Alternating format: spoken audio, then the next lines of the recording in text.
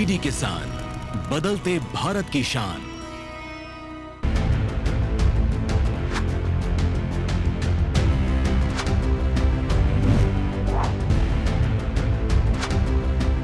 आप सभी का स्वागत है दूरदर्शन किसान पर। आप देख रहे हैं हमारा खास कार्यक्रम सच के साथ और मैं हूं आपके साथ पुलकित शुक्ला। सच के साथ के इस कार्यक्रम में आज हम बात करेंगे किसानों की आर्थिक स्थिति को मजबूत करने के लिए क्या प्रोत्साहन लाया जाए जिसके जरिए किसान भाई अपनी जो उत्पादकता है उसको बेहतर कर सके, साथ ही साथ उस उत्पादन का बेहतर मूल्य भी उनको मिल सके। खेती किसानी को बेहतर करने के लिए या खेती किसानी से जुड़े हुए जो किसान भाई हैं उनको बेहतरी की तरफ ले जाने के लिए सबसे ज़रूरी होता है बाजार को सुनिश्चित करना, बाजार की व्यवस्था को सुदृढ़ करना और व्यवस्थित तरीके से किसानों तक पहुंच को सुनिश्चित करना। जब बाजार सुनिश्चित होगा, बेहतर होगा, तभी किसान भाई को उनके उत्पादन का बेहतर मूल्य मिल पाएगा। इन्हीं सब चीज़ों को ध्यान में रखते हुए इस बार के बजट में उच्च मूल्य वाली कृषि को प्रोत्साहन देने की बात कही गई। किसान भाइयों को अब ऐसे उत्पादन करने होंगे जिनका बाजार में मूल्य उच्च हो और उस उच्च मूल्य का सीधा फायदा किसान ले सकें। अब ये उच्च मूल्य कृषि क्या है, इसके अंदर कौन कौन सी फसलें आएंगी, कैसे किसान भाई उच्च मूल्य कृषि करके अच्छी आमदनी ले पाएंगे, सरकार इसमें क्या प्रोत्साहन करेगी, क्या क्या व्यवस्थाएं लागू की जाएंगी, इन तमाम चीज़ों को आज समझेंगे हम सच के साथ में और जानने का प्रयास करेंगे कि उच्च मूल्य कृषि के पीछे क्या सच है। तो बिना देर किए हुए शुरुआत करेंगे सबसे पहले एक रिपोर्ट के साथ, उसके बाद एक पैनल पर चर्चा करेंगे और जानेंगे उच्च मूल्य कृषि के पीछे किसानों को प्रोत्साहित करने का सरकार का क्या लक्ष्य रहने वाला है। आइए देखते हैं एक रिपोर्ट।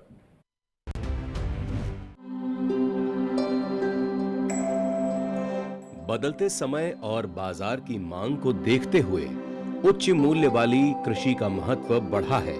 उच्च मूल्य वाली कृषि में पारंपरिक फसलों से हटकर ऐसी फसलें आती हैं जिनका बाजार मूल्य अधिक होता है। उच्च मूल्य वाली कृषि का सबसे बड़ा लाभ किसानों की आय में वृद्धि है। इन फसलों का बाजार मूल्य अधिक होता है जिससे कम भूमि पर भी अधिक लाभ कमाया जा सकता है। किसान पारंपरिक फसलों के अलावा उच्च मूल्य वाली फसलें बोएं, इसके लिए सरकार किसानों को खूब प्रोत्साहित कर रही है। इस बार के बजट में इस बात की झलक भी दिखाई दी क्योंकि इस बार के बजट में परंपरागत फसलों की जगह उच्च मूल्य कृषि यानी अधिक मूल्य देने वाली फसलों को प्राथमिकता दी गई।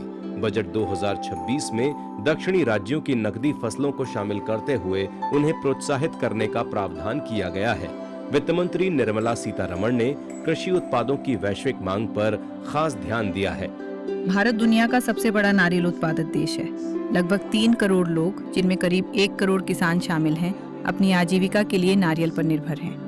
नारियल उत्पादन में प्रतिस्पर्धात्मकता को और बढ़ाने के लिए मैं नारियल प्रोत्साहन योजना का प्रस्ताव रखती हूँ, जिसके तहत विभिन्न हस्तक्षेपों के माध्यम से उत्पादन बढ़ाया जाएगा और उत्पादकता में सुधार किया जाएगा।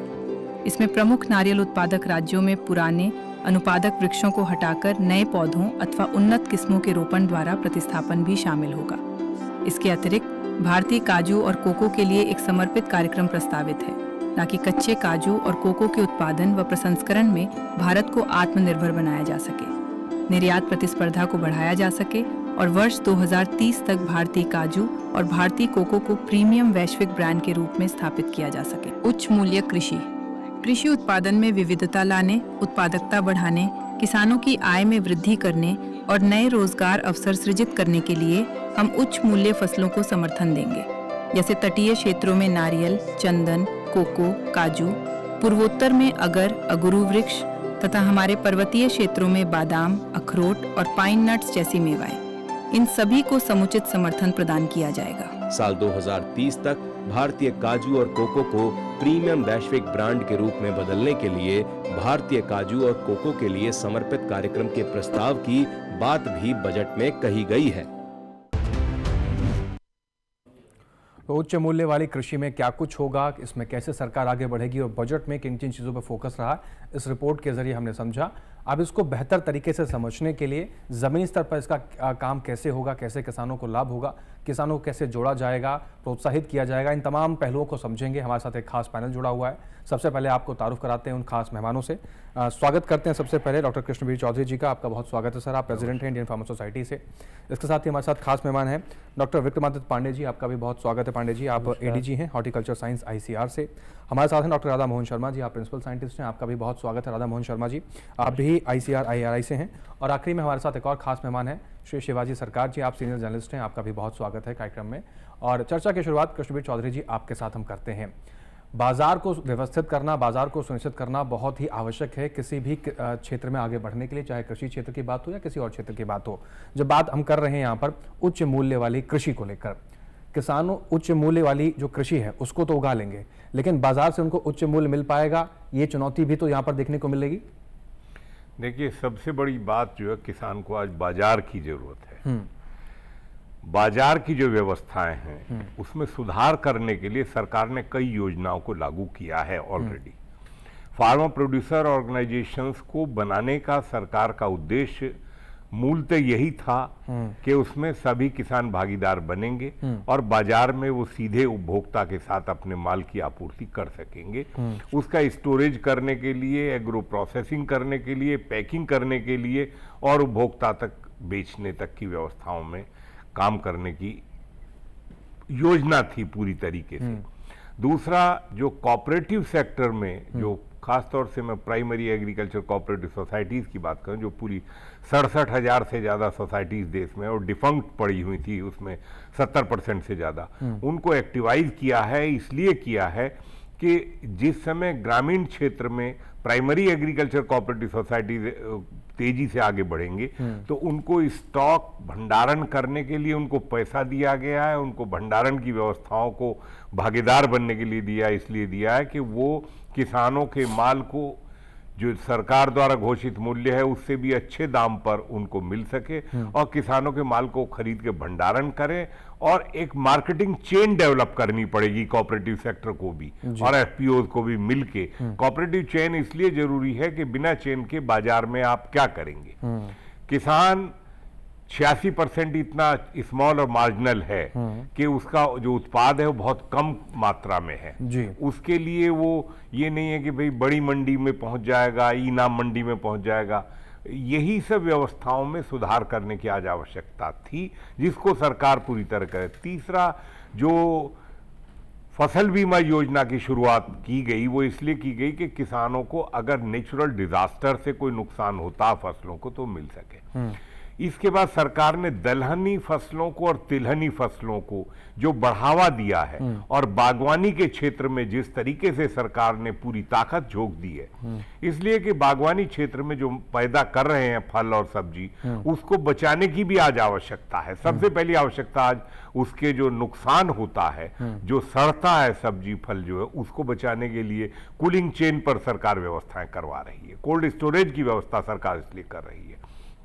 अच्छा, ट्रेन्स की व्यवस्थाएं, जो एयर कंडीशन कोचेज इसलिए लगाए गए हैं कि दक्षिण का जो सामान है वो उत्तर में आ सके, उत्तर का दक्षिण में जा सके। अभी जो बजट में आपने जो आप दिखा रहे थे कि नारियल की व्यवस्थाएं हैं, नारियल का बाजार उत्तर में बहुत बड़ा है, पैदा दक्षिण में होता है, महाराष्ट्र में है, आंध्र प्रदेश में है, कर्नाटक में है, केरला में है, साथ साथ उड़ीसा में भी है, लेकिन बाजार उत्तर भारत में आज बढ़ता जा रहा है। इसी तरीके से जो हमारी हिमालय वैली है पूरा, जिस तरीके से जब हम श्रीनगर और हिमाचल की, कश्मीर की बात करते हैं तो बादाम, अखरोट, केसर, ये जो है, केसर में तो इतनी मोनोपोली है खासतौर से श्रीनगर की जो है कश्मीर की, कि वो पूरी दुनिया में फेमस है। ये जो फसलें हैं इनमें सुधार की आवश्यकता है आगे बढ़ने। आपने कैशो की बात की है, उसमें कैशो में जो है, जैसे अगर हम बात करें तो कर्नाटक का जो गोवा की बेल्ट है उसमें बहुत ज़्यादा काजू का उत्पादन पहले होता रहा है और अभी भी उसमें सुधार की आवश्यकता है, मार्केटिंग की आवश्यकता है कि उसके बाई प्रोडक्ट जो है उनका इंटरनेशनल मार्केटिंग करवाने की आवश्यकता है। काजू से फेनी बनती है जी, गोवा के अंदर बनती है, आज उसका दुनिया में बाजार खड़ा करने की आवश्यकता है। जब आप कुल मिलाकर बाजार में खड़ा करना है, को जब मजबूत कर पाएंगे तभी इन सब चीजों का समाधान हम कर पाएंगे। सबसे बड़ी बात है इंफ्रास्ट्रक्चर बाजार में खड़ा करना है किसान को। डॉक्टर विक्रमादित्य पांडे जी, मैं आपका रुख करता हूं। जब हम बात करते हैं उच्च मूल्य वाली कृषि की तरफ किसानों को ले जाने का, इसका मतलब क्या है, पहले तो ये समझाइए। क्या हम किसानों को सिर्फ उन फसलों पर लाना चाहते हैं या परंपरागत कृषि से हटकर, परंपरागत फसलों से हटकर उन उच्च मूल्य वाली फसलों पर किसानों को हम मोड़ना चाहते हैं? क्या मतलब इसका समझें हम? इसका मुख्य रूप से मतलब यही है कि ऐसे उत्पाद कृषिजन्य या खाद्य के जो क्षेत्र में हैं, ऐसे उत्पाद कि जिनका हमारे देश में तुलनात्मक रूप में अन्य फसलों की तुलना में उत्पादन कम है और मांग ज़्यादा है, जिसके कारण से जो बाजार मूल्य है वो ज़्यादा मिलता है जो ग्रोवर हैं, जो किसान है इसको उत्पादन करते हैं। लेकिन इसमें कुछ जो तकनीकी कमियां या जो नीतिगत जो समर्थन मिलना चाहिए किसानों को, अगर इसमें कम है, इसको अगर बढ़ाया जाए, सरकार का और जितने जो संस्थाएं हैं सरकारी या गैर सरकारी, उनका जो मानना है और हमारा भी मानना है आपके साथ में कि इसमें अगर किसानों को समर्थन दिया जाए तो इसका उत्पादन बढ़ाया जा सकता है। ऐसे जैसे कि हम लोगों ने अभी परिचर्चा में पहले कहा गया है, जो वीडियो दिखाया आपने उसमें ये कहा गया है, तो कुछ ऐसी फसलें भी हैं कि जिनको हम बहुत मात्रा में आयात भी करते हैं। तो ऐसे फसलों को आयात के बजाय जो हमारा इंपोर्ट का सब्स्टिट्यूशन है या रेस्ट्रिक्शन है कम से कम हो, और हम अगर अपने देश में उनको पैदावार बढ़ाया जाए, चाहे अनुसंधान के माध्यम से या तकनीक जो नीतिगत समर्थन के आधार पर बढ़ाया जाए, तो किसानों को अधिक से अधिक लाभ प्राप्त हो सकता है। इसमें कुछ और अनुसंधान से संबंधित और नीतिगत जो समर्थन होना चाहिए, इस विषय पर सरकार ने चिंता किया है और हमें लगता है कि ये बहुत समय पर लिया गया फैसला है, जो निर्णय है इसका सबको स्वागत भी करना चाहिए, एक साथ जुटकर काम भी करना चाहिए। बिल्कुल। डॉक्टर राधा मोहन शर्मा जी, आपका इसमें हम पॉइंट ऑफ व्यू देखना चाहेंगे। हम उच्च मूल्य कृषि की बात तो कर रहे हैं, लेकिन उच्च मूल्य कृषि के जो उत्पाद हमें किसान भाइयों से उत्पादन लेना है, क्या हमारे जो छोटे मझोले किसान हैं उतने सक्षम हैं या उतनी जानकारी, उतनी जागरूकता उनके पास है कि वो इस उच्च मूल्य वाली कृषि के क्षेत्र तरफ आगे अपने आप को बढ़ा पाएंगे? क्योंकि बहुत मुश्किल होता है किसानों को समझाना कि धान और गेहूं की फसलों को छोड़कर आप इन फसलों की तरफ रुख करिए। कैसे देखते हैं आप? देखिए, जो सरकार की जो स्कीम आई है ये ऐसे क्षेत्रों के लिए आई है कि जहाँ पे जोत का साइज बहुत छोटा है। जैसे मैं अखरोट या बादाम या चिलगोजा की अगर हम बात करें पाइनट की, तो ये अक्सर ऐसी जगह पे पैदा किए जा रहे हैं जोत का साइज बहुत छोटा है, तो वहाँ किसान के पास ऑप्शन नहीं है। हाँ, किसान के पास अच्छी गुणवत्ता वाले पौधे नहीं है। जैसे अखरोट की अगर हम बात करें, अखरोट का हमारा लगभग 80 करोड़ के आसपास हम एक्सपोर्ट करते हैं, लेकिन साथ ही साथ हम 400 करोड़ का इंपोर्ट भी कर रहे हैं। वो क्यों कर रहे हैं कि एक तो हमारे पास अच्छी गुणवत्ता वाले पौधे हमें उपलब्ध नहीं हो पा रहे हैं, और अगर अच्छी गुणवत्ता, इसके साथ साथ कुछ दूसरे पॉलिसी इश्यूज भी हैं। जैसे कि आपके घर में कोई अखरोट का पौधा खड़ा हुआ है, आप उसको काट नहीं सकते, चाहे वो बिल्कुल सड़ गया है, उस पर कुछ नहीं लग रहा है, क्योंकि स्पेसिफाइड एक्ट हैं कुछ के जिनमें वालनट और पाइन के पौधे आप नहीं काट सकते, और उसकी परमिशन कमिश्नर जी देता है, वो मिलना बड़ा असंभव सा होता है। तो ऐसी बहुत सारी चीज़ों को करने की आवश्यकता है। हाँ, दूसरी चीज़ क्या है कि अगर इस तरह की फसलों को अगर हम प्रमोट करते हैं, क्योंकि देखिए आपका सेब है या आपका आड़ू है, नेक्ट्रिन है, ये सब बड़ी जल्दी खराब होने वाले फल है, नाशपाती है। तो जो नट्स पे अगर हम ध्यान देंगे, क्योंकि ज्यादातर पहाड़ों के जो रोड होते हैं 90% वो जो है नाले के किनारे होते हैं और वहाँ खेत नहीं होते, खेत वहाँ से दूर होता है। तो अगर दूर उसको उगाया जाता है तो उस पर लेबर बहुत आती है, साथ ही साथ फल जल्दी खराब होते हैं। तो अखरोट, बादाम या पाइन नट, ये इस तरह के फल हैं, पीकर नट भी है साथ में, कि जिसको अगर आप तोड़ के 1 महीने घर में भी रख लेंगे तो उसकी भंडारण क्षमता इतनी अच्छी है। तो इन फलों में जो है खास करके बहुत अच्छा भविष्य है, अगर सरकार थोड़ा सा ध्यान दे, खास करके उनको अच्छी गुणवत्ता वाले पौधे उनको प्रोवाइड कराए जाएं, और साथ ही साथ किसान के पास ये ऑप्शन भी है कि वो अपना प्रोड्यूस, अगर मार्केट में रेट जो है कम है तो वो रोक भी सकता है, क्योंकि उसकी भंडारण क्षमता बहुत अच्छी होती है, और उनको गनी बैग्स में भी अगर वो पैक कर लेता तो भी उसका कुछ नहीं बिगड़ता।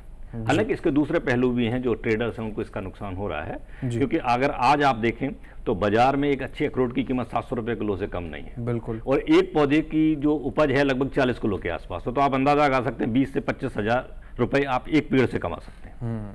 तो ये आवश्यकता है कि उसमें थोड़ी सी तकनीकी लाई जाए, उनको हम थोड़ा सा हाई डेंसिटी प्लांटिंग पे ले जाए, ताकि पर यूनिट एरिया, क्योंकि उनके पास जोत का साइज बहुत छोटा है, तो उसमें ज़्यादा से ज़्यादा हम अच्छी गुणवत्ता वाले पौधे लगाएं, ताकि ज़्यादा से ज़्यादा उत्पादन करके और हम बाजार में ला पाएँ। साथ ही साथ जैसे हमारे पढ़ने साहब ने अभी बताया अभी कि उत्पादन बढ़ाना है, उत्पादन की लागत को भी कम करना, साथ ही साथ हमारी जो निर्भरता है दूसरी कंट्रीज पे, हमें उसको भी कम करने की बहुत ज़्यादा आवश्यकता है, जो आज की जरूरत भी है। बिल्कुल, ये तमाम पहलू हैं। शिवाजी सरकार जी, आपका रुख करते हैं।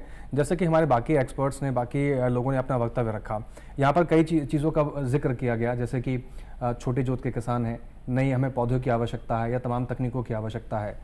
इस विषय को अगर हम छोड़ देते हैं, अन्य विषयों की अगर हम बात करें कृषि के क्षेत्र में, जैसे मान लीजिए धान की खेती है, गेहूँ की खेती है, हम इंटरक्रॉपिंग को लेकर भी बात करते हैं, कई और ऐसी तकनीकों की बात करते हैं जो कि बहुत सक्सेसफुली हमारे देश में काम भी कर रही है, लेकिन बात फिर वहीं आती है, जैसे मैंने शर्मा जी से पूछा कि किसानों को कैसे मनाएं हम कि आप परंपरागत जो फसलें हैं उसको छोड़िए और कुछ नया ट्राई कीजिए।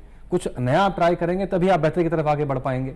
जैसे कोस्टल रीजन के किसानों की बात करें या हम काजू की बात करें, नारियल की बात करें, चंदन की बात करें, किसान क्या छोड़ना चाहते हैं अपनी गेहूं और चावल की फसलों को इस तरफ बढ़ने के लिए? देखिए, आपने जो बात की है वो एक बहुत मैं समझता हूँ एक डिफ़िकल्ट प्रोसेस है।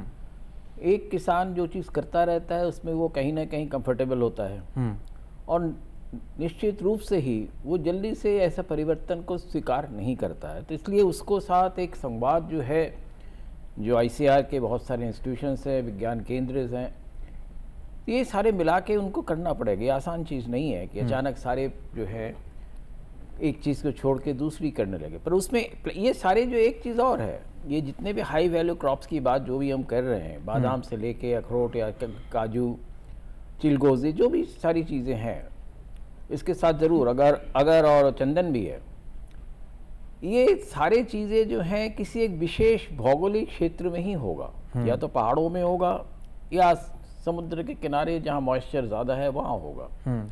तो उन्हीं क्षेत्रों के किसानों के इसमें आप जो है उनकी चाहे डाइवर्सिफिकेशन करें या उसमें वो कहेंगे व्यापक तक भी कर सकते हैं। क्योंकि देखिए, प्लांटेशन ट्री के लिए ज़रूरी नहीं है हर वक्त कि जो खेती वो कर रहे हैं उसको छोड़ना पड़े। वो उसके साथ जो है ज़मीन के जो खेतों के आसपास की जो ज़मीन है उसका भी कैसे इस्तेमाल हो सके, इसके लिए भी उनको ट्रेनिंग देनी पड़ेगी। तो इस तरह से उनको जो ट्रेडिशनल क्रॉपिंग जो उस पर वो सामान्य रूप से निर्भर हैं, उससे उनको जल्दी से अलग से दूसरी जगह पे जाना नहीं पड़ेगा। और साथ में अगर इसको डेवलप करते हैं तो जब तक वो पेड़ डेवलप होंगे, तैयार होंगे, करते करते उनको भी एक सहूलियत हो जाएगी कि वो आसानी से फिर धीरे, अगर पूरा वो चाहते हैं कि परिवर्तन करना, वो कर सकते हैं जी। पर इसके साथ जो है कई चीज़ें जो तकनीकी जो एस्पेक्ट है कि ऐसे पेड़ों के बारे में उनको भी जानकारी नहीं है जो इस क्षेत्र में नहीं है, और जो हैं वो इन चीज़ों को अच्छी तरह समझते हैं। पर उनके साथ भी एक समस्या है, जैसे कि कहा जा रहा है कि पेड़ बहुत पुराने हो गए और सरकार ने इसमें बजट के स्पीच में अगर देखें आप, वित्त मंत्री ने कहा है कि हम जो नए पेड़ लगाने के लिए उनको प्रोत्साहित करेंगे। नया पेड़ लगाने के साथ साथ उसमें ये भी कहा गया जो पुराने पेड़ जो हैं उनको कैसे हम निकाल सके, इसके बारे में बात होगी। ये पुराने पेड़ जो निकालना और नए पेड़ किस तरह से कहाँ से आएंगे, इसके बारे में भी जो नए लोग हैं उनको जानकारी नहीं है। तो उनको ये जानकारी कैसे हो, इन चीज़ों के लिए मैं समझता हूँ कि रातों रात ये चीज़ें नहीं हो सकती। दूसरी चीज़, प्लांटेशन क्रॉप्स में एक चीज़ और है, थोड़ा सा समय लगता है प्लांट को बड़ा होने में और तब वो फल देंगे। तो ये भी चीज़ है, और इस बीच जो है किसान क्या करेगा, इसको भी उसको समझाने की ज़रूरत है। इसलिए मैं समझता हूँ इंटरक्रॉप की जो आपने बात की, इंटरक्रॉप के साथ साथ मैं समझता हूँ कि दोनों क्रॉप्स अलग अलग धीरे धीरे अगर कर सकते हैं तो वो ज़्यादा सही रहेगा।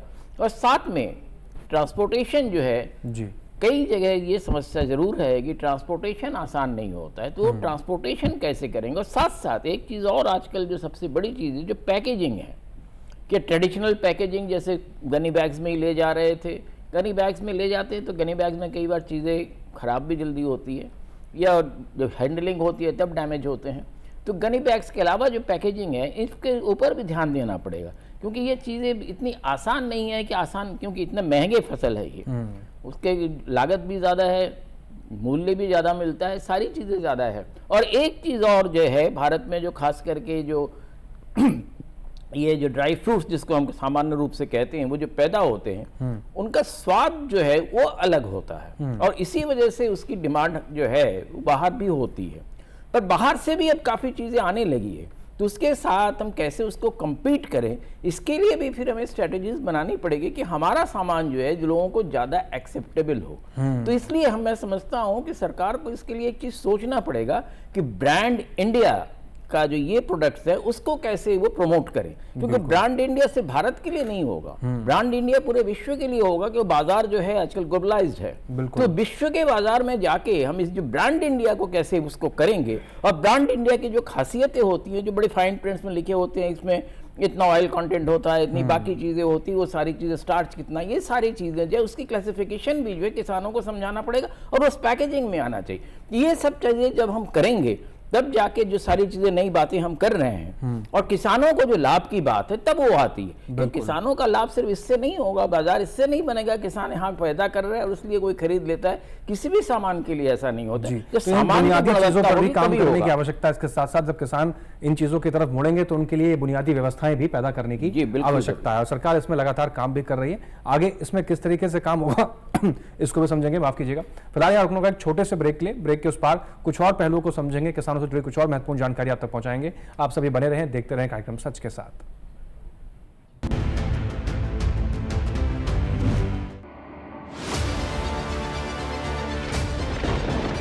बारिश हो या हो तूफान, ओलावृष्टि या तापमान, या हो पर्यटक स्थलों का पूर्वानुमान, पाला हो या कोहरा हो, या हो वायु की गुणवत्ता,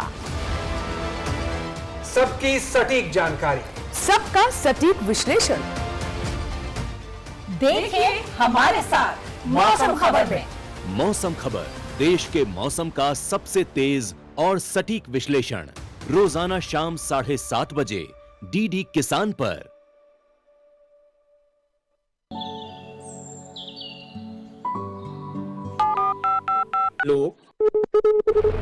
कार्यक्रम के पहले कॉलर जुड़ के हम इस बीच हमारे पास कुछ ईमेल्स भी आए। सवाल पूछिए अपना। में जो मकान पैदा करेगी इनमें कौन सी सावधानी बरतनी है? गर्म इलाकों के लिए आप HRM 99 इनसे आप कुछ फल ले सकते हैं। जैस्मीन के पेड़ पे जैस्मिन उसको पूरी खुली धूप चाहिए। फसल में कीट लगा हो या कोई बीमारी, पशुपालन में हो कोई दिक्कत या चाहिए कोई जानकारी, फोन उठाइए, नंबर मिलाइए और कहें हेलो किसान। सोमवार, बुधवार और शुक्रवार शाम 6 से 7 बजे सिर्फ डीडी किसान पर।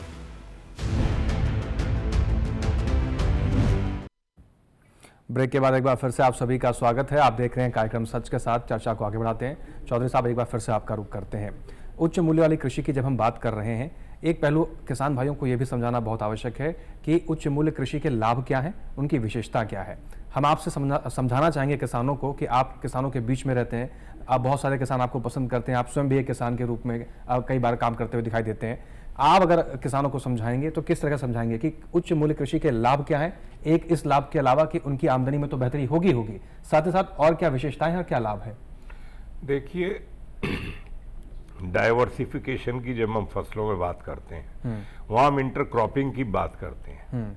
जैसे हम अभी हल्दी का जो इंटरक्रॉपिंग है वो काफी जगह पर हमने उत्तर प्रदेश में शुरू करवाया है, धनिये का है, पुदीने का है। ये छोटी चीजें हैं कहने में, लेकिन इनका जब उत्पादन होता है, एक तो उसमें कोई एक्स्ट्रा बर्डन नहीं है, कोई एक्स्ट्रा एक्सपेंडिचर नहीं है और उससे जो आय बढ़ती है वो है। इसी तरीके से जो सफेद चंदन है उसका प्लांटेशन हरियाणा में कुछ जगह पर बहुत कामयाबी के साथ शुरू हो गया है। हमने उत्तर प्रदेश में भी कुछ जगह पर प्लांटेशन करवा के देखा है। बात यह है कि हर जगह हमारे देश के जो डिफरेंट एग्रोक्लाइमेटिक जोन्स हैं, अलग अलग एग्रोक्लाइमेटिक जोन में जो पैदा फसल करी जाती हैं वो सब जगह नहीं हो सकती। ये चीजें सही बात है, लेकिन अगर हम एग्जाम्पल देखते हैं तो सेब सिर्फ कश्मीर और हिमाचल में नहीं, अब उत्तराखंड के भी कुछ ऊपरी हिस्से में किसानों ने प्लांटेशन किया है और सेब पैदा कर रहे हैं। एक बात है पौष्टिकता की और उसकी क्वालिटी की। जब हम कैलिफोर्निया का बादाम देखते हैं और कश्मीर का बादाम देखते हैं तो कश्मीर के बादाम को जो उसकी पौष्टिकता है, जो उसका स्वाद है, उसको compete नहीं कर सकता कैलिफोर्निया का जो बादाम इंपोर्ट हो रहा है। आप मार्केट में कहीं भी देख लीजिए, मैं दावे के साथ कहता हूं इस बात को। इसी तरीके से जो हमारा केसर है कश्मीर का, पामपोर में जो पैदा होता है, वो दुनिया में बेस्ट केसर है। ये एग्रोक्लाइमेटिक जोन की देन है। वहां का पानी, वहां की मिट्टी, वहां का जो वायुमंडल का सब कुछ है, उस सब पर निर्भर करता है। अब हम बात कर रहे हैं ना कि भाई हमें दक्षिण भारत में एक सवाल आया कि प्लांटेशन जो है अखरोट का खराब हो रहा है। ये सही बात है कि काजू और अखरोट के प्लांटेशन में सुधार की आज आवश्यकता है। उसमें हम ये कर सकते हैं, मेरा सुझाव ये है कि जो प्लांट खराब हो रहे हैं उसी के बीच में नए प्लांटेशन कर दिया जाए, और जैसे जैसे नया प्लांट ग्रो करता है पुराने प्लांट्स को थोड़ा थोड़ा करके रिप्लेस करा जाए। रिप्लेस करना ही बागवानी में एकमात्र साधन है, क्योंकि अगर प्लांट को बचाने की क्षमता नहीं है हमारे पास तो फिर हमको रिप्लेस करना पड़ेगा। और रिप्लेस किसान की स्थिति ऐसी नहीं है कोई 4 साल तक हाथ पे हाथ रख के बैठा रहे, इसलिए थोड़ा थोड़ा करके वो जो है गैप में जो है उसमें प्लांटेशन करा जाए और वो आगे बढ़ा जाए। अब मैं बात करता हूं स्पाइसेस की। स्पाइसेस का बोर्ड है, बिल्कुल। स्पाइसेस की पूरी दुनिया में, भारत के मसालों की पूरा मिडिल ईस्ट में सबसे ज्यादा मांग है, बिल्कुल। हर जगह मांग है उसकी, और उसको जिस तरीके से हमें और ज्यादा उत्पादन बढ़ाने के लिए काम करना है। मैंने अभी देखा कि छत्तीसगढ़ में बस्तर के एरिया में भी एक किसान ने वहाँ काली मिर्च को जो है बहुत अच्छे तरीके से जो है, राजा राम त्रिपाठी हैं, उन्होंने बहुत बढ़िया तरीके से काली मिर्च की जो बेल है उसको पेड़ों के ऊपर बिल्कुल फॉरेस्ट के अंदर उन्होंने प्लांटेशन में जो बेल चढ़ाई है और काली मिर्च की पैदा। तो ये एक टिपिकल नहीं है, ये यूनिक मॉडल है और इनको आगे बढ़ाने की जरूरत है। जब हम सिर्फ ये सोचेंगे कि हमने तो गन्ने के अलावा कुछ करना नहीं है, तब हम काम नहीं करेंगे। जब हम उसी पर निर्भर रहेंगे, सिर्फ चीनी का बाजार हम देखेंगे, तो चीनी अगर निर्यात इस बार हम कर रहे हैं तो बात किसान का भुगतान अच्छा हो जाएगा। अगर वर्ल्ड मार्केट में डिमांड नहीं है तो चीनी का क्या करेंगे, स्टॉक करेंगे तो फिर किसानों के भुगतान की दिक्कत होती है। इसीलिए बदलाव की आज आवश्यकता है। देश में खाद्य तेलों की सबसे बड़ा आयात हो रहा है। आज किसान भाइयों को तिलहन के क्षेत्र में आगे बढ़ने की आवश्यकता है, और वो इसलिए जरूरत है कि आप गेहूं के बीच में सरसों की इंटरक्रॉपिंग कर सकते हैं, कोई दिक्कत नहीं है, दोनों फसलें आप ले सकते हैं एक साथ।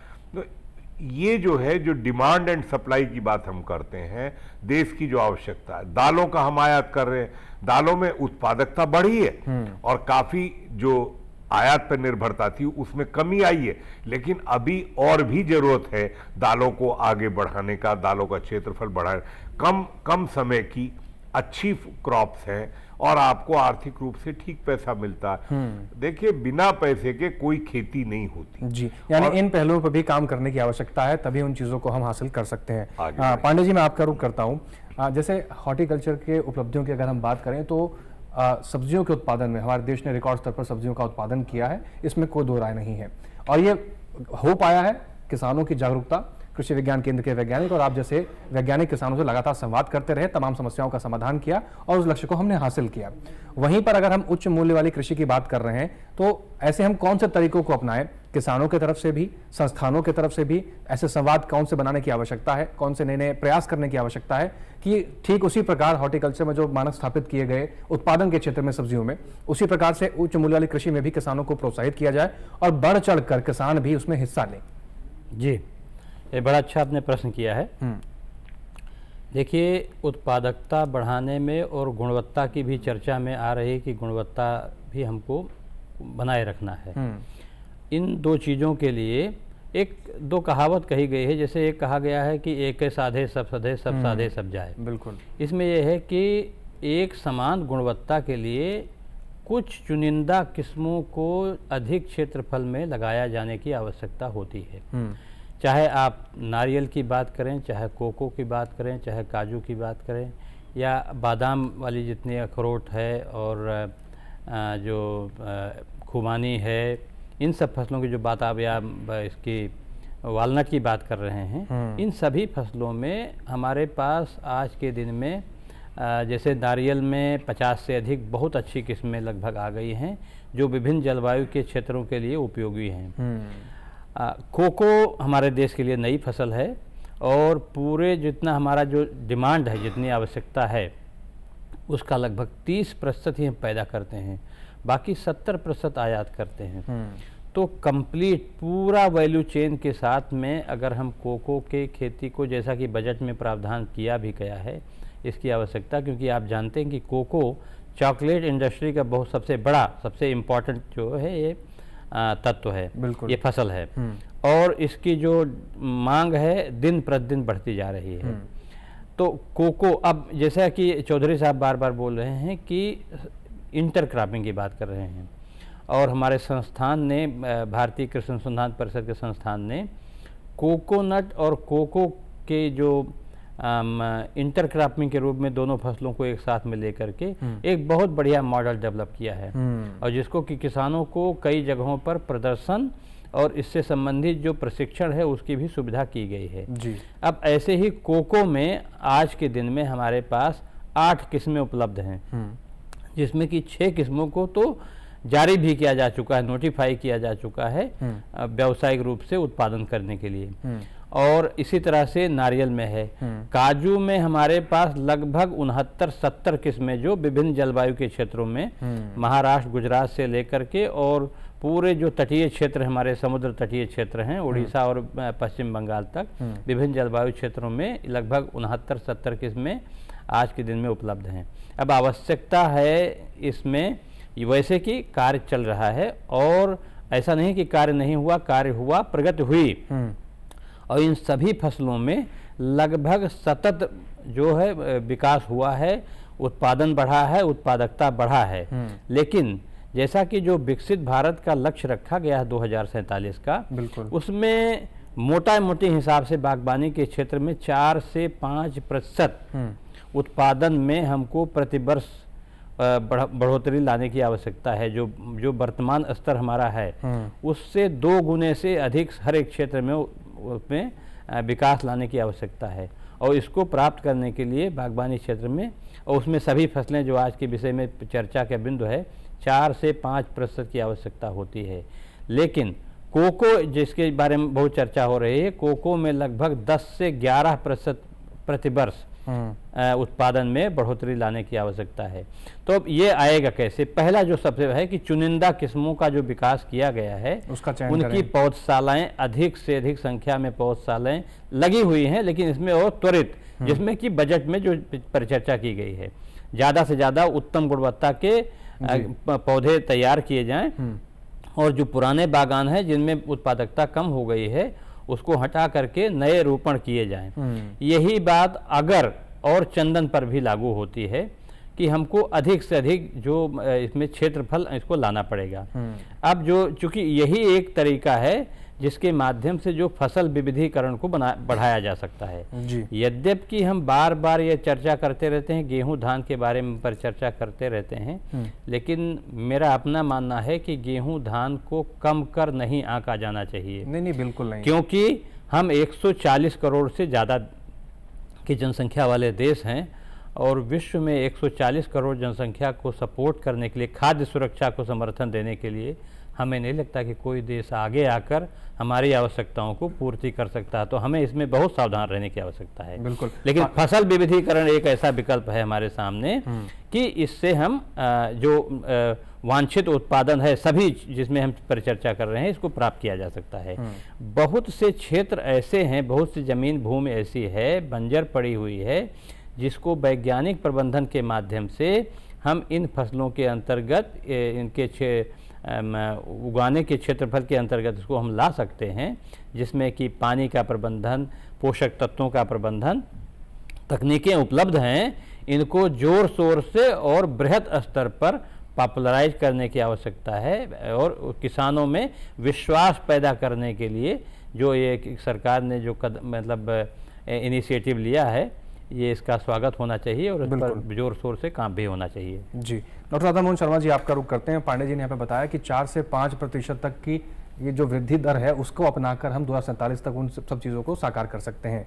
लेकिन इस बार के बजट में एक चीज़ का इसका भी जिक्र किया गया कि 2030 तक काजू को इंटरनेशनल ब्रांड के तौर पर हमें स्थापित भी करना है।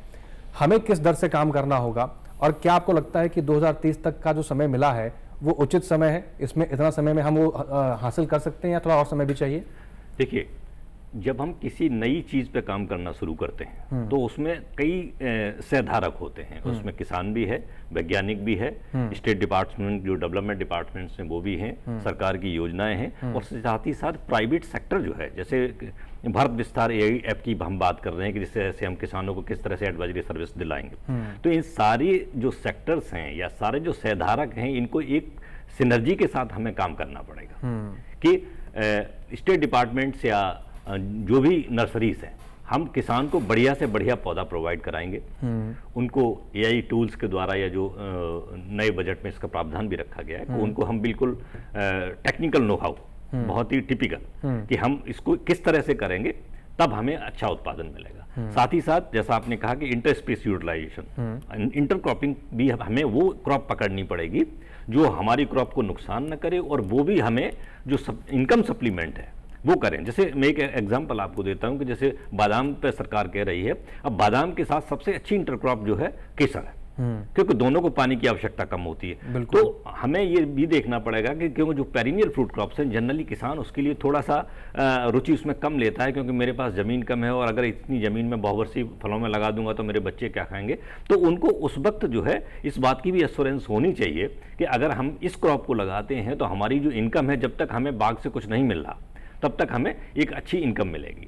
साथ ही साथ डेवलपमेंट डिपार्टमेंट्स का भी ये काम है कि अच्छी गुणवत्ता वाले बीज या पौधे, या उसके साथ साथ जो है एक्सटेंशन ट्रेनिंग प्रोग्राम्स भी ऑर्गेनाइज करने हैं। हालांकि वो उसके लिए वैज्ञानिक भी उतने ही जिम्मेदार हैं जो उसमें पार्टिसिपेट करेंगे। और साथ ही साथ जो सरकार है, सरकार को भी कुछ ऐसी योजनाएं और उसमें कुछ ऐसे रिलैक्सेशंस रखने पड़ेंगे जिससे वो उनको अट्रैक्ट कर पाएं, और साथ ही डिपार्टमेंट के जो लोग हैं कुछ डेमोन्स्ट्रेशन जरूर लगाएं। जैसे फील्डेज जो हम करते हैं कि भाई आप जो कर रहे हैं उससे इतनी इनकम मिल रही है, और आज हमने ये किया तो इससे इतनी इनकम मिल रही है। तो किसान तो ऐसा है कि एक दिए से दिया जैसे जलता है, तो अगर एक किसान को भी अगर आप मोटिवेट कर देते हैं किसी एक ब्लॉक में, तो उससे फिर इतने किसान जुड़ जाते हैं और अब अपने आप उस चीज को पकड़ने लगते हैं। तो हमें आवश्यकता ये है कि जितने भी हमारे सहधारक हैं, जैसे सरकार हो, अलग अलग आप जब सरकार के हो, किसान हो और या प्राइवेट सेक्टर हो, जब हम एक साथ मिलकर करेंगे तो निश्चय ही हम जो अपनी योजना में सफल होंगे।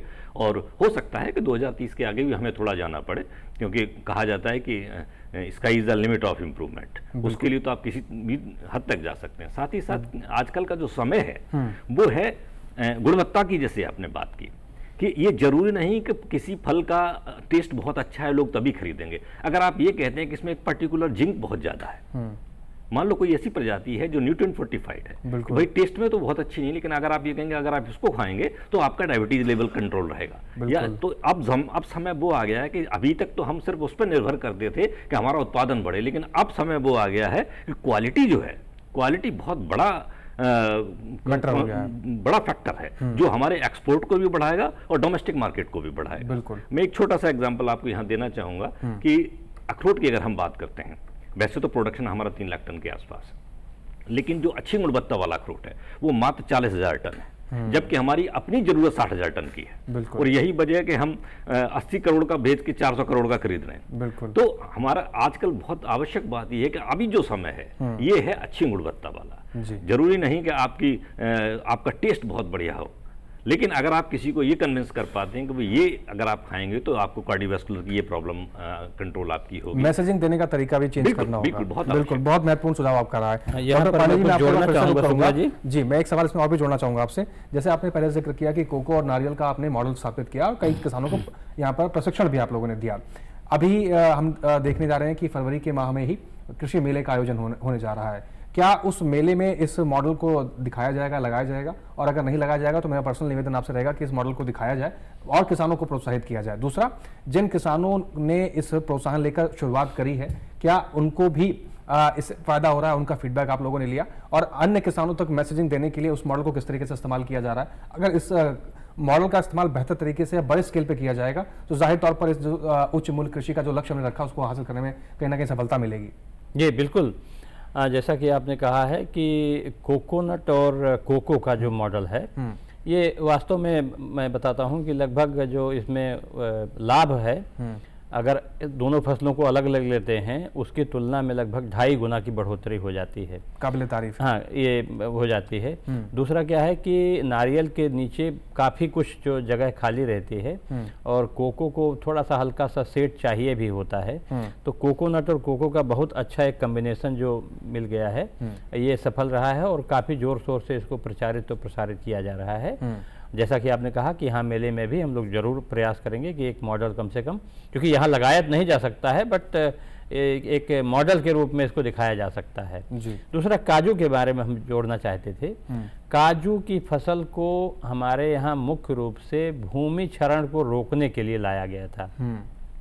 बाद में इसके जो पोषण मान को देखते हुए इस पर अनुसंधान आरंभ किया गया और जैसा कि हमने पहले बताया कि हमारे पास बहुत सी किस्में आज के दिन में उपलब्ध हैं, लेकिन जो देश में औसतन 7.68 कुंटल प्रति हेक्टेयर की उत्पादकता काजू की वर्तमान में है जी, परंतु इसको हम लगभग 15-16 कुंटल प्रति हेक्टेयर आराम से ले जा सकते हैं। इसके लिए 2-3 छोटे छोटे बिंदु हैं। सबसे पहला है कि जितनी हमारी अधिक उत्पादकता वाली किस्में हैं इनके अंतर्गत क्षेत्रफल लाया जाए, जो कम उत्पादकता वाले जो बागान है रोपण क्षेत्र हैं उनको धीरे धीरे कम करके और उत्तम गुणवत्ता के साथ लाया जाए।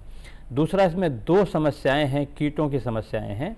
एक तो टी मॉस्किटो बग जो कि फूल आते समय ही इस पे फसल पर आक्रमण करता है। इसके रोकथाम की प्रबंधन की तकनीकी उपलब्ध है और इस पर स्थानीय भाषा में रेडियो और टीवी पर कार्यक्रम दिए जाते हैं। अगर किसान भाइयों को सभी किसान भाई इस मंच के माध्यम से भी मैं कहना चाहूँगा, अगर इस तकनीकी को अपनाएं तो मैं इसमें उत्पादकता में काफ़ी बढ़ोतरी की जा सकती है। तीसरा, इसमें स्टेम बोरर या तना बेधक एक कीट लगता है जिससे जो पुराने बागान जितने भी रोपण क्षेत्र में उसमें भी बहुत ज़्यादा नुकसान करता है और उत्पादकता में कमी आ जाती है। तो जो हमारी वर्तमान की उत्पादकता है लगभग 7.5 कुंटल प्रति हेक्टेयर, उसको हम 15 कुंटल या उससे कहीं अधिक लेके जा सकते हैं।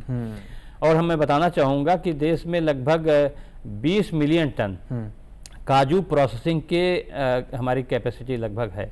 इसमें से हम 7 से 8 मिलियन टन तो हमारा अपना उत्पादन है, बाकी जो है उत्पादन जो प्रोसेस करते हैं वो हम बाहर से मंगाते हैं, इंपोर्ट किया जाता है। हालांकि उसमें कुछ निर्यात भी किया जाता है और बात वहीं आ गई कि इतना हम पैदा करके अगर हम निर्यात कम करते हैं तो कोई मतलब नहीं रह जाता है, इसलिए हमको इसमें आगे काम करने की आवश्यकता है। और काजू में और नारियल में और कोको में, ये 3 फसलों में मैं समझता हूँ कि जो तकनीकें आज के दिन में उपलब्ध हैं, अगर इनको अधिक बृहत स्तर पर किसानों के बीच ले जाया जाए, जिसमें कि अधिक गुणवत्ता वाले पौधे, पौधशालाओं की स्थापना, रोगों और कीटों से ये हमारे बागान की सुरक्षा और जिसमें तकनीकी प्रचार प्रसार, ये अगर किया जाए। दूसरा बिंदु मैं और लाना चाहूँगा कि काजू की प्रोसेसिंग अगर इसमें मैनुअल, सेमी मैनुअल और जो मैकेनाइज्ड ये प्रोसेसिंग होती है। अब देखिए कि प्रोसेसिंग के चार्जेज में कैसे अंतर आता है। अगर हम मैनुअल प्रोसेसिंग काजू का करते हैं तो लगभग क्षेत्र के अनुसार 17 से लेकर 20 रुपये प्रति किलो इसका प्रोसेसिंग का कास्ट आता है। अगर हम इसको शिफ्ट करते हैं मैकेनाइज्ड करने में तो 10 से 12 रुपये प्रति किलोग्राम आता है। तो यहीं पर देखिए कि कितना यानी इन तमाम फैक्टर्स पे काम करने की आवश्यकता है, तभी उन लक्ष्यों को हम हासिल कर पाएंगे। बेहतरीन सुझाव आपके हैं, इस पर भी सरकार की नज़र बनी रहेगी। हम कृष्णवीर जी से उम्मीद भी करेंगे कि इन सुझावों को सरकार तक पहुंचाने में मदद करेंगे और इन सुझावों पर जल्दी से हल निकलेगा और काम भी होगा। कुछ और बातों को समझेगा। छोटे से ब्रेक के लिए बने रहें, देखते रहें कार्यक्रम सच के साथ।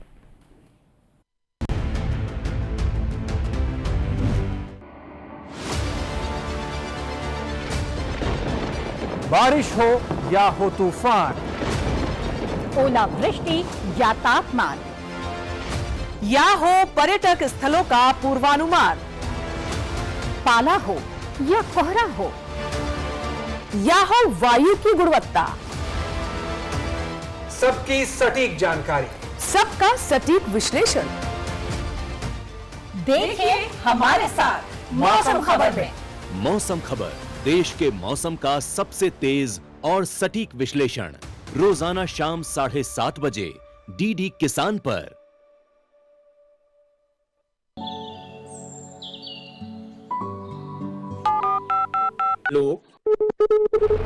कार्यक्रम के पहले कॉलर जुड़ के हम इस बीच हमारे पास कुछ ईमेल्स भी आए हैं। सवाल पूछिए अपना।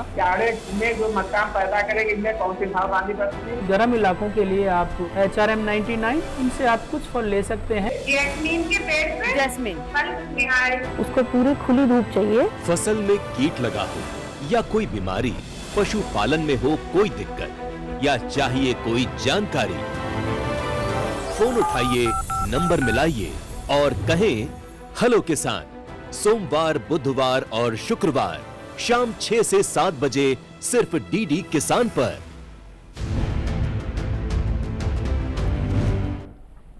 ब्रेक के बाद एक बार फिर से आप सभी का स्वागत है। चर्चा को आगे बढ़ाते हैं। शिवाजी सरकार जी, आपका रुख करते हैं, थोड़ा संक्षिप्त में अपना वक्तव्य रखिएगा। हम काजू की बात कर रहे हैं, कोको की बात कर रहे हैं, कई चीज़ों का जिक्र कर लिया। बात आती है अब चंदन की खेती को लेकर। हमारे देश में ऐसे कई अभी भी ऐसे क्षेत्र हैं जो सिंचित नहीं हैं और कहीं ना कहीं वो धीरे धीरे बंजर की तरफ बढ़ते जा रहे हैं। यहाँ पर तटीय क्षेत्रों की बहुत ज़्यादा बात हो रही है, लेकिन उन बंजर क्षेत्रों का अगर इस्तेमाल एग्रो फॉरेस्ट्री के तहत किया जाए या चंदन की खेती के लिए किया जाए तो क्या वो क्षेत्र उपयुक्त हैं? पहली बात। दूसरी चीज़, अगर वहाँ पर चंदन की खेती की जाए कितना समय लग सकता है वहाँ के किसानों को जोड़ने के लिए, इसके लिए मैसेजिंग देने में और चंदन का इकोसिस्टम उन क्षेत्रों में तैयार करने के लिए? ये आपका सवाल बहुत अच्छा है कि चंदन की ओर अगर हम बढ़ते हैं तो क्या होगा और क्या जो बंजर ज़मीन है वहाँ पे हम इस्तेमाल कर सकते हैं कि नहीं, क्योंकि चंदन को पानी भी चाहिए होता है, अच्छी हवा भी चाहिए होती है, कई तरह की चीज़ें। चंदन की खासियत जो होती है कि जो उसकी खुशबू जो है, उसकी खुशबू के लिए एक पर्टिकुलर एग्रो क्लाइमेटिक एक एटमॉस्फेयर चाहिए होता है। जो सारी चीज़ें देख के करना पड़ेगा और इसके लिए मैं समझता हूँ, देखिए ये आसान काम नहीं है। अचानक चंदन को जहाँ पे सामान्य रूप से पैदा होता है वहाँ तो करना आसान होता है। कर्नाटक खास करके जाना जाता है और दक्षिण के और भी कई जगह पैदा होते हैं, उड़ीसा में भी कई जगह चंदन हो जाते हैं। लेकिन शिवाजी, अब तो सरकार जी कई मैदानी भागों में भी चंदन की खेती को प्रोत्साहित किया जा रहा है, कई किसान एक्सपेरिमेंटल तौर पर उगा रहे हैं और बेहतर उत्पादन ले रहे हैं। नहीं, बेशक वही मैं कह रहा हूँ कि ये सारी चीज़ें जो है पर्टिकुलर उसके लिए जो सारी चीज़ें हैं वो मुहैया करानी पड़ेगी और वो मुहैया कराने के लिए जो भी उत्पादन उसका करेंगे, जो लगाएंगे, उनको पूरी ट्रेनिंग देनी पड़ेगी कि चंदन जो है एक नई चीज़ है, कई जगह पैदा हो रहे हैं मैदानी क्षेत्र में, पर उसको जो है उसकी गुणवत्ता के लिए जो जो चीज़ें चाहिए उसके लिए उनको पता होना चाहिए कि उसमें कहाँ क्या डालना है। अब जैसे राजस्थान में मैंने देखा एक जगह पे उन्होंने नारियल के पेड़ लगाए कि इसमें हमें इतना नमक डालना पड़ता है, इतना पानी डालना पड़ता है और इस तरह से करके वो नारियल का फल ले रहे हैं। पर वो एक्सपेरिमेंटल वे में आप कह सकते हैं कि वो उनका एक हॉबी है, उस तरह से उन्होंने किया।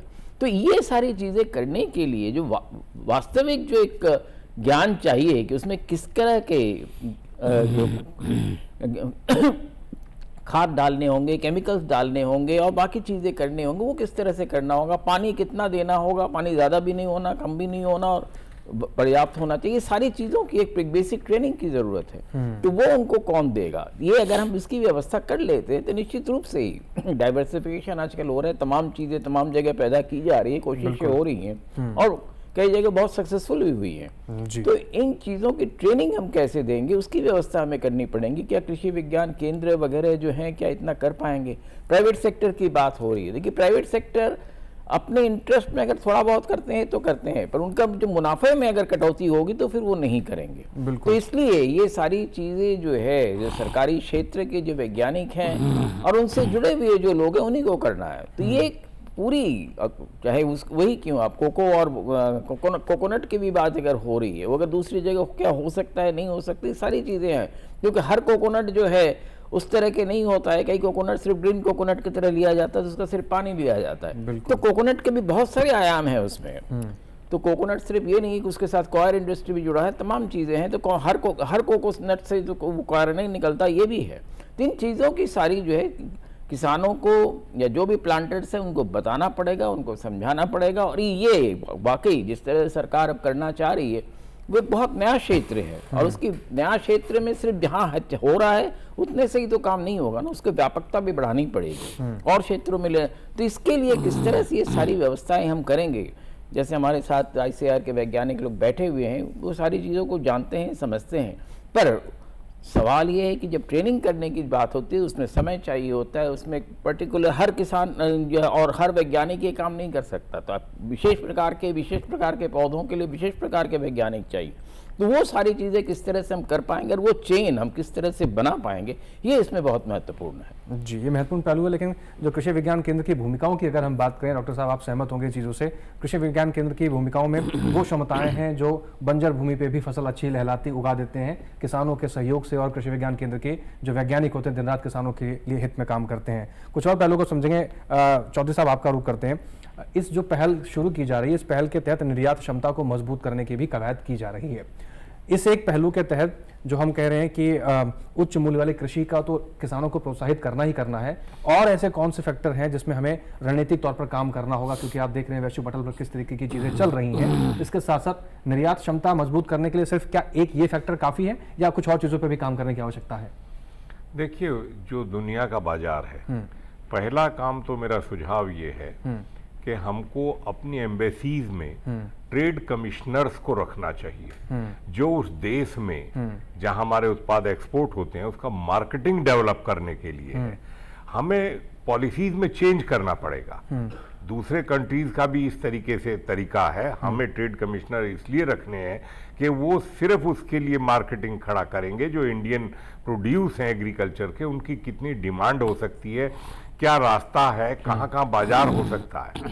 एक तो ये मेरा सुझाव। दूसरा, ये जो हमारे कृषि विज्ञान केंद्र है, अभी जो हम बात कर रहे हैं कि प्लांट्स खराब हो रहे हैं, श्रीनगर में एक कार्यक्रम का आयोजन किया गया शेर कश्मीर यूनिवर्सिटी में। बिल्कुल 10 जिले हैं कश्मीर के अंदर, 10 के 10 जिलों में हमारे लोग सब संपर्क में हैं, काम करते हैं, और वो कृषि विज्ञान केंद्र भी वहाँ बहुत मेहनत के साथ उस क्षेत्रफल आबादी के अंदर देखिए उस हालात में हमारे केवीके काम कर रहे हैं। यूनिवर्सिटी अभी प्लांट्स को बचाने के लिए किस तरीके से जुडिशियस यूज ऑफ पेस्टिसाइड्स हो, बचाने के लिए वायरस से कैसे बचाना है, स्टेम बोरर कह रहे हैं तो क्या करना है हमें उसके लिए।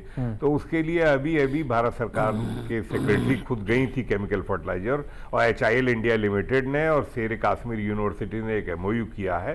दोनों, एक स्टेट गवर्नमेंट, दोनों सेक्टर गवर्नमेंट के हैं, और मिलके इस क्षेत्र में किस तरीके से बीमारियों को कंट्रोल करें और किस तरीके से प्लांटेशन को जो नया कन्वर्ट करें, उसके लिए काम करने की योजना पे अभी कार्यक्रम का आयोजन किया गया। उसमें 500 से ज्यादा किसानों ने, जो बागवानी के किसान हैं, उनकी भागीदारी उसमें थी, और उन्होंने अपनी खुल के चर्चा की है कि हमारी ये समस्या है, समाधान निकालें। तो हमारी जो यूनिवर्सिटी, आप एक बात बताइए, हम बार बार प्राइवेट सेक्टर की बात सुनते हैं।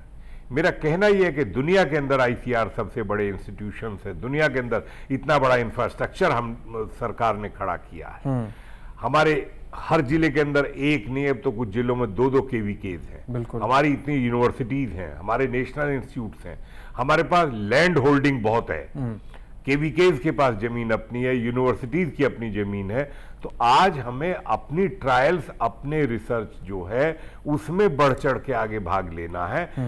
अगर मैं सीड सेक्टर की बात करूं तो सीड सेक्टर की कितनी कंपनियां हैं, उनके पास जमीन तो है नहीं, तो सीड कहां से आएगा? बिल्कुल वो सिर्फ किसान के खेत में ही ग्रो होता है। इसीलिए मेरा सुझाव ये है कि हमारा जो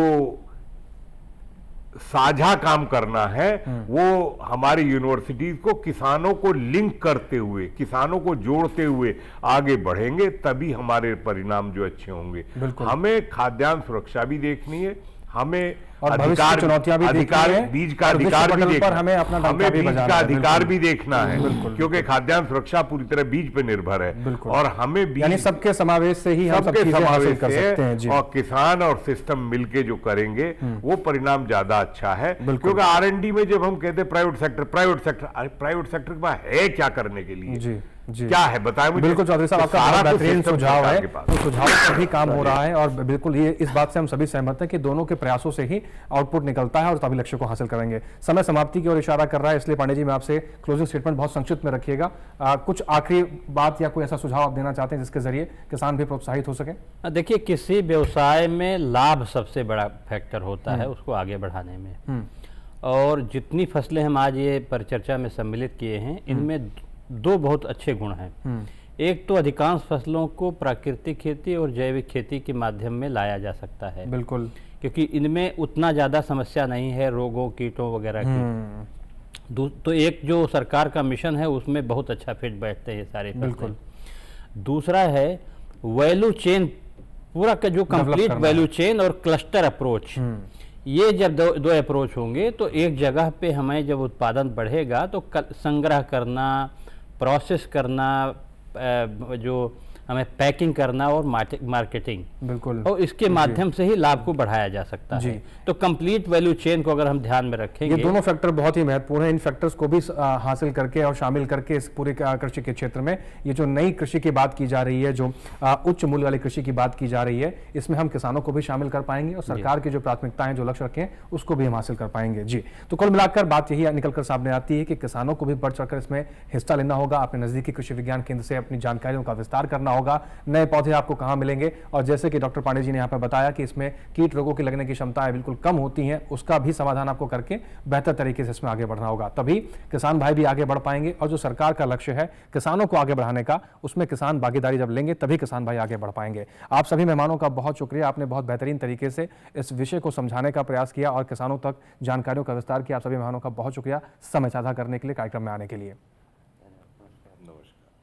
और इसके साथ ही आज के सच के साथ कार्यक्रम में बस इतना ही। तो हमने समझा आज के सच के साथ में कि उच्च मूल्य कृषि कितनी जरूरी है, कितनी आवश्यक है, और समय पर अगर किसान भाई इसको समझेंगे, इसकी तरफ रुझान लेंगे, तो अपने आप को भी आगे बढ़ा पाएंगे। इसके साथ ही अगले ऐसे कुछ और महत्वपूर्ण विषय लेकर हम सच के साथ कार्यक्रम में हाजिर होंगे और जानकारियों का विस्तार करेंगे। फिलहाल आज के लिए बस इतना ही। हमें दीजिए इजाजत, बने रहें आप डीडी किसान के साथ। नमस्कार।